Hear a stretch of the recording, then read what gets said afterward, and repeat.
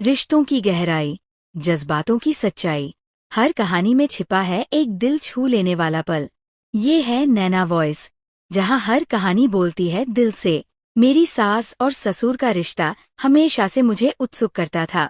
हर रात जब मैं सोने जाती थी, उनके कमरे से सिर्फ एक ही बात सुनाई देती थी, थोड़ा और सब्र करो, बस थोड़ा और समय। लेकिन मेरी सास की आवाज कहती थी, मैं अब और बर्दाश्त नहीं कर पा रही। ये सुनकर मेरे मन में तरह तरह के ख्याल आते थे कि आखिर ऐसा क्या हो रहा है कि सास अब और बर्दाश्त नहीं कर पा रही हैं। एक रात जिज्ञासा को काबू न कर पाने के कारण मैंने चुपके से उनके कमरे की ओर झांका, लेकिन जो देखा उससे मैं हक्का बक्का रह गई। दोस्तों, मेरा नाम मालती है। मैं पटना के एक छोटे से गांव में रहती हूँ। मेरा परिवार बहुत गरीब था। मेरी माँ के अलावा दुनिया में मेरा और कोई नहीं था। माँ की एक ही शर्त थी कि जहाँ मेरी शादी होगी वो वहीं रहेगी। मेरी शादी एक साधारण परिवार में हुई थी, जिसमें मेरी सास, ससुर और उनका बेटा हामिद था। लेकिन शादी के कुछ समय बाद ही एक हादसे में मेरे पति की मृत्यु हो गई। यह मेरे जीवन का सबसे दुखद क्षण था। पति की मृत्यु के बाद हमें पुराना घर छोड़ना पड़ा, इसलिए माँ मेरे साथ ससुराल में ही रहने लगी। लेकिन पति की मृत्यु के बाद ससुराल का माहौल पूरी तरह बदल गया। मेरे ससुर ने कुछ महीने पहले ही तीसरी शादी की थी। लेकिन मैंने गौर किया कि हर सुबह मेरी नई सौतेली सास आंखों में आंसू लिए रहती थी। कभी कभी रोते हुए अपने पेट पर हाथ रखती थी। उन्हें बहुत असहाय लगता था, लेकिन जब मैं पूछती तो वो कुछ नहीं कहती, मुंह फेर लेती थी, जैसे शर्मिंदगी महसूस करती हों। एक सुबह रसोई में उन्हें रोते देख मैं और बर्दाश्त नहीं कर पाई। मैंने पूछा, आपा, क्या हुआ? आप इतना दुख क्यों झेल रही हैं? उन्होंने सिर झुकाकर कहा, तुम भी तो शादीशुदा औरत हो। क्या तुम नहीं समझ सकती कि मैं किस दुख से गुजर रही हूँ? मेरे पति इस उम्र में भी 10 मर्दों की ताकत रखते हैं। मैं अब और नहीं सह पा रही। उनकी बात सुनकर मैं शर्मिंदगी में डूब गई। मेरे पति के साथ मेरी वैवाहिक जिंदगी का अनुभव बहुत कम था, इसलिए मैं उनके दुख को पूरी तरह नहीं समझ पाई। लेकिन एक सवाल ने मुझे सोच में डाल दिया कि 55 साल के ससुर को इतनी ताकत कहाँ से मिल रही थी? उनकी हड्डियां तो उम्र के कारण कमजोर होनी चाहिए थी। अगले 10 दिन मैं चुपचाप ये सब देखती रही। हर दिन सास को रोते देखती, लेकिन कुछ नहीं कहती। मेरा पति सिर्फ 18 साल का था और वह हफ्ते में 2 बार मेरे पास आने पर ही थक जाता था। लेकिन ससुर हर दिन सास को ऐसी हालत में छोड़ देते थे कि वो सुबह घर का काम भी नहीं कर पाती थी। कभी कभी लगता था कि शायद सास बढ़ा चढ़ाकर कह रही हैं, इस उम्र में कोई पुरुष हर दिन ऐसा कैसे कर सकता है? एक रात मुझे नींद नहीं आ रही थी, तो मैं बाहर निकल आई। टहलते टहलते कब ससुर के कमरे के सामने पहुंच गई, ध्यान नहीं रहा। अचानक अंदर से आवाज आई। सास गुस्से में कह रही थी, तुमने मेरी जिंदगी नरक बना दी है। मैंने सोचा था कुछ दिन में सब ठीक हो जाएगा, लेकिन तुम्हारी ये पागलपन तो खत्म ही नहीं हो रहा। मैं और नहीं सह सकती, मुझे छोड़ दो। ससुर की आवाज आई, अभी तो रात शुरू हुई है, तुम इतनी जल्दी ऐसी बातें क्यों कर रही हो? मैं और नहीं सुन पाई। मेरे दिमाग में हजारों सवाल घूमने लगे। मैं चुपचाप खड़ी उनकी बातें सुन रही थी। कुछ देर की खामोशी के बाद अंदर से सास की धीमी रोने की आवाज आई। तब मैं समझ गई कि अंदर क्या हो रहा है। शर्मिंदगी के मारे मैं और वहां नहीं रुक पाई और पीछे मुड़ आई। उस रात के बाद मेरा कोई शक नहीं रहा। सास ने जो कहा था वो सही था। इस उम्र में भी ससुर की सेहत जबरदस्त थी। इसके बाद मैंने सास के दुख की ओर ध्यान देना छोड़ दिया, क्योंकि ये पति पत्नी का निजी मामला था। लेकिन एक सुबह देखा कि सास आंसुओं से भरी आंखों के साथ कमरे से बाहर निकल रही थी, हाथ में एक बैग लिए। उन्होंने मेरी माँ की ओर देखकर कहा, मैं और नहीं सह सकती, इस आदमी ने मेरी जिंदगी बर्बाद कर दी। मैं एक पल भी यहाँ नहीं रुकूंगी। मेरी माँ ने उन्हें समझाने की कोशिश की, मैंने भी कोशिश की, लेकिन उन्होंने फैसला कर लिया था। वो बिना कुछ सुने बैग लेकर घर से निकल गईं। मैंने एक बार माँ की ओर देखा, वो सिर पर हाथ रखे बैठी थी। मैं जल्दी से एक गिलास पानी लेकर उनके सामने रखा तो माँ बोली, तुम्हारे ससुर किसी पत्नी को घर में टिकने नहीं देते। 55 साल की उम्र में भी वो ऐसा क्या करते हैं कि सब उन्हें छोड़कर चली जाती हैं? इस बार भी वही हुआ। कुछ ही दिनों में वह फिर से शादी के लिए पागल हो जाएंगे। माँ की बात सुनकर मेरी हंसी छूटते छूटते बची, क्योंकि मेरे ससुर एक दिन भी पत्नी के बिना नहीं रह सकते थे। कोई भी पत्नी उनके साथ ज्यादा दिन नहीं टिक पाई थी। हालांकि ये सास तो बहुत अच्छी थी, घर का सारा काम संभालती थी, ससुर का बहुत ख्याल रखती थी। लेकिन बंद दरवाजे के पीछे क्या हो रहा था, ये कोई नहीं जानता था। इतनी उम्र में भी वो इतनी ताकत कहाँ से लाते थे, ये सबसे हैरान करने वाली बात थी।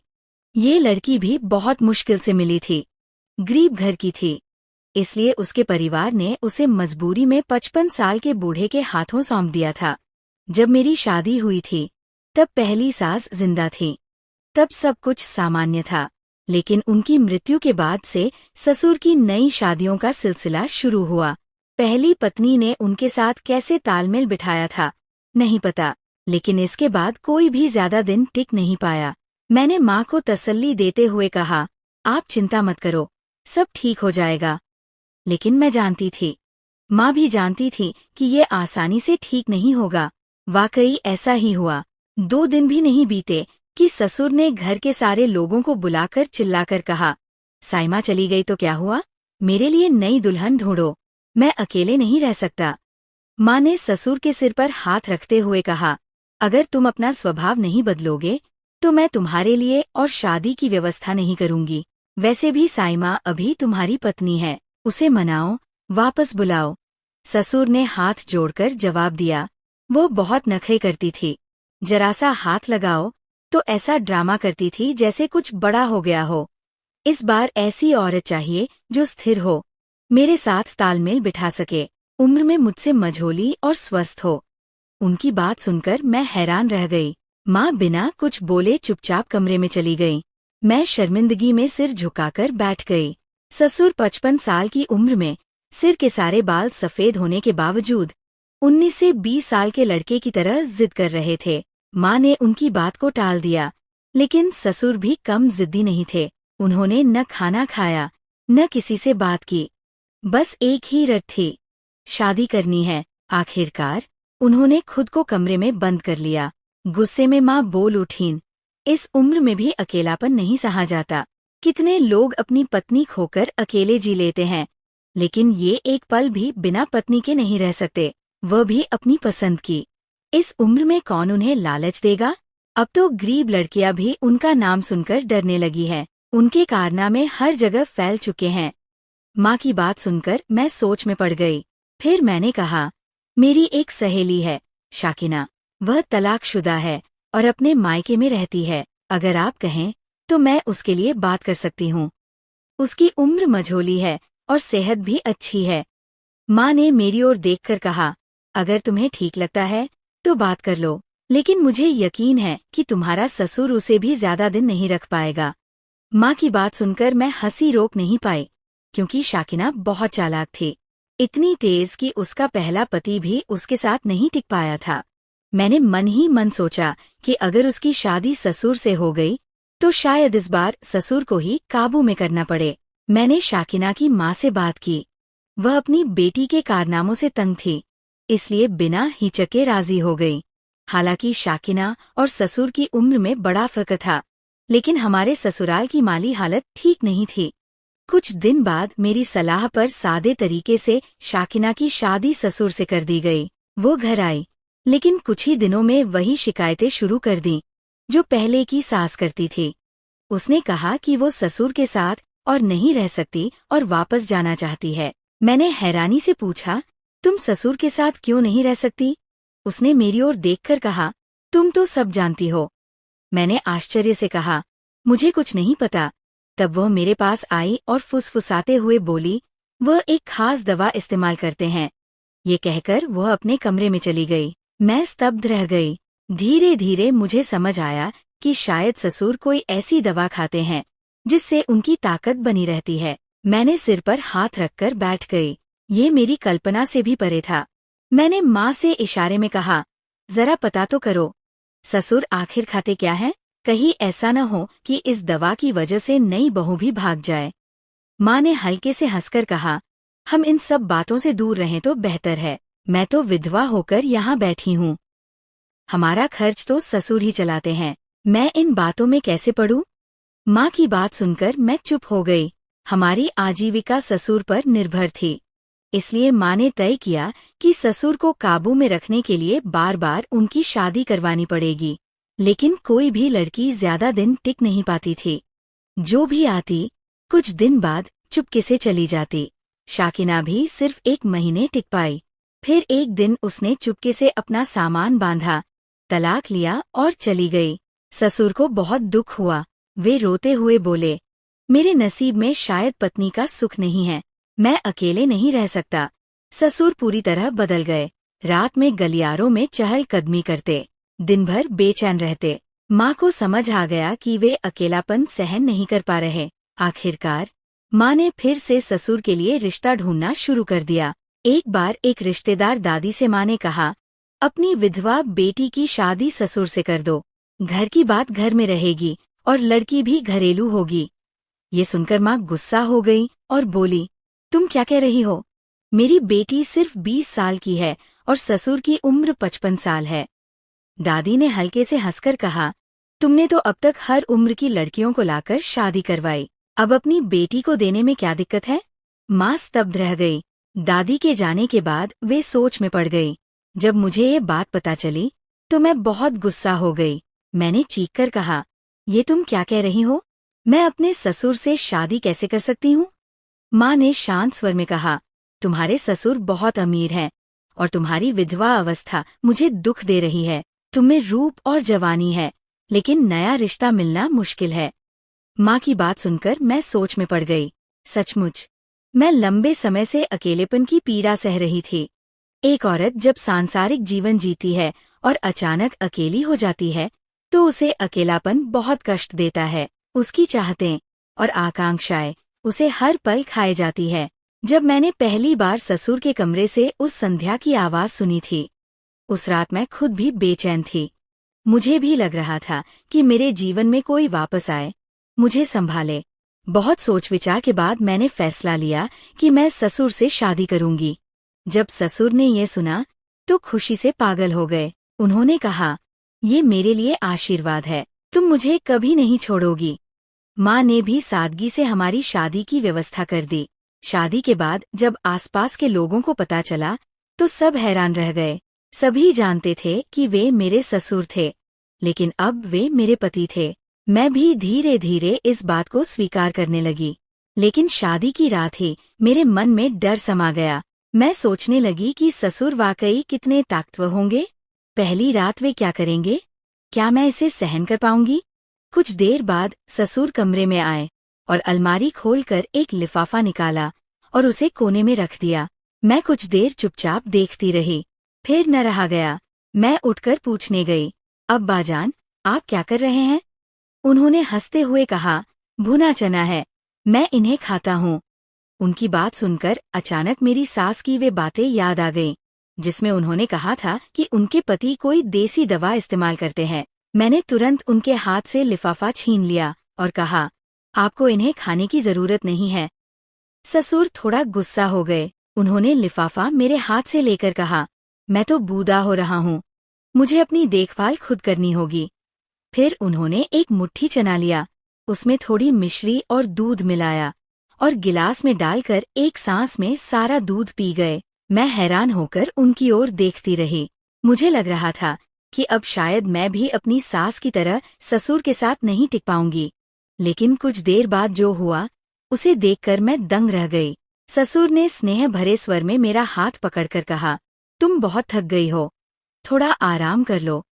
उनकी आंखों और चेहरे पर कोई अश्लीलता या गलत इशारा नहीं था, बल्कि उन्होंने मेरी थकान की चिंता की और मुझे आराम करने को कहा। मैं हैरान होकर देखती रही। कुछ देर बाद मैं गहरी नींद में सो गई। अगली सुबह सब कुछ सामान्य लग रहा था। ससुर ने मुझे बुलाया और एक लिफाफा मेरे हाथ में देकर कहा, ये तुम्हारे भविष्य के लिए है, इसे अपने नाम पर बैंक में जमा कर दो, ताकि अगर मुझे कुछ हो जाए तो तुम किसी परेशानी में न पड़ो। मैं थोड़ा असहज होकर बोली, आपका साथ मेरे लिए काफी है, मुझे इन पैसों की जरूरत नहीं।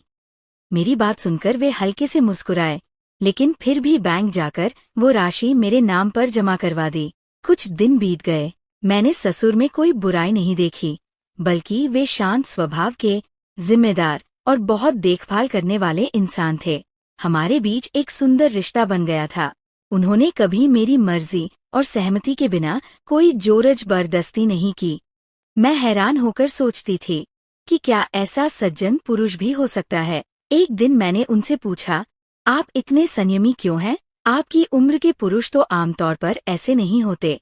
तब ससुर ने एक गुप्त सच उजागर किया, जिसे सुनकर मेरी पूरी दुनिया हिल गई। उन्होंने कहा, मेरा पूरा जीवन तुम्हारी माँ के साथ बीता। वे हमेशा मेरी छोटी छोटी जरूरतों का ध्यान रखती थी, इसलिए उनकी अनुपस्थिति मेरे लिए असहनीय हो गई थी। मैं शादी के बारे में सोचता था, लेकिन जब भी कोई नया इंसान घर में आता, वो सिर्फ मेरे पैसों की ओर आकर्षित होता। जैसे मैंने तुम्हें भविष्य के लिए पैसे दिए, वैसे ही मैंने अपनी पिछली पत्नियों को भी दिए थे, ताकि वे सुरक्षित महसूस करें। लेकिन आखिर में सभी कुछ दिन बाद मोटी रकम लेकर मुझे छोड़कर चली गईं। कोई भी सच्चा रिश्ता बनाने को तैयार नहीं था। मैं स्तब्ध होकर सुन रही थी। उन्होंने कहा, सबने सोचा कि मैं 55 साल का बूढ़ा हूँ, कुछ दिन बाद चला जाऊंगा, फिर वे आसानी से मेरी संपत्ति भोग सकेंगी। जबकि मैंने पूरी जिंदगी उस साथी की तलाश की जो मुझे सच्चे दिल से चाहे, मेरे पैसों के लिए नहीं। फिर उन्होंने मेरी ओर देखकर कहा, जब तुमने पैसे लेने से मना किया, तब मुझे समझ आया कि तुम मेरे पैसों के लिए यहाँ नहीं आई। तुम मुझे सचमुच सम्मान करती हो, प्यार करती हो। ये उम्र का फासला कोई मायने नहीं रखता, दिल का बंधन ही असली है। मैं पूरी तरह हैरान थी। फिर मैंने उनसे पूछा, आप हर दिन चना और मिश्री क्यों खाते हैं?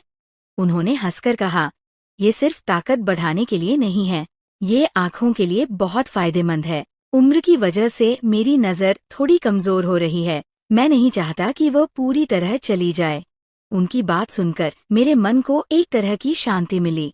सचमुच वे एक असाधारण इंसान थे, लेकिन इस घर के बाकी लोगों ने उनके इस प्यार की कद्र नहीं की। अब मैं समझ पा रही थी कि उनकी पिछली पत्नियां सिर्फ उनके पैसे लूटकर भाग गई थीं। और मेरी माँ, वे भी इस घर में सिर्फ पैसों की वजह से रुकी थी। अगर ससुर के पास पैसे न होते तो क्या माँ यहाँ रहती? मुझे साफ समझ आ गया कि इस दुनिया में पैसे के बिना कुछ भी कीमती नहीं है। लोग पैसों के पीछे भागते हैं, लेकिन रिश्तों की कोई कद्र नहीं करते। लेकिन मैं इस इंसान के प्यार की कीमत समझ पा रही थी। आज मैं अपने 55 साल के पति के साथ सुखी जीवन जी रही हूँ। प्यार के लिए उम्र कोई बाधा नहीं है, अगर दिल सच्चा हो। इस युग में एक अच्छा जीवन साथी मिलना भाग्य की बात है। और सच ये है कि हमारे समाज में पैसे के बिना रिश्ते बेकार हो जाते हैं, लेकिन सच्चा प्यार और देखभाल हो तो जिंदगी खूबसूरत हो जाती है। आप लोग क्या सोचते हैं? कमेंट में बताएं। वीडियो को लाइक करना न भूलें और हमारे चैनल को सब्सक्राइब करें।